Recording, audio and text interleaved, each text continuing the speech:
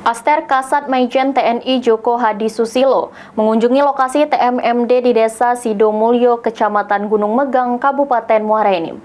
Guna dalam kunjungannya, Maijen TNI Joko Hadi Susilo memastikan progres pembangunan dalam program TMMD bisa selesai sesuai target.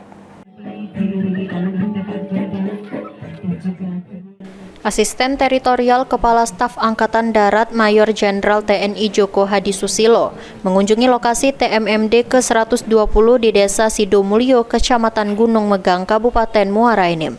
Kunjungannya guna memastikan progres dan sasaran pembangunan fasilitas umum dan juga membantu masyarakat di lokasi TMMD.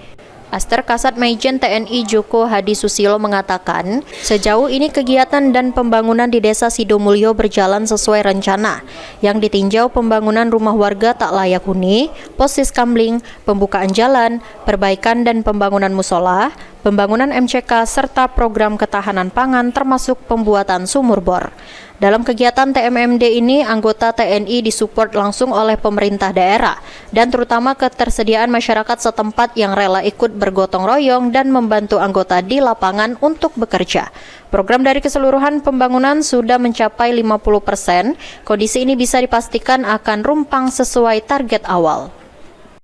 Pak Dandim Muara Enim, ini tadi kita sudah tinjau, sudah berlangsung dengan baik, ya.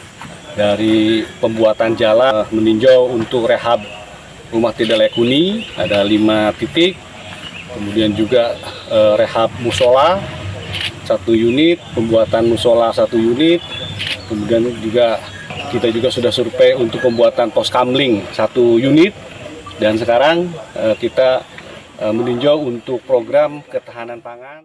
Diharapkan semua sektor pembangunan di tingkat desa bisa sangat bermanfaat bagi masyarakat kurang mampu dan masyarakat umum.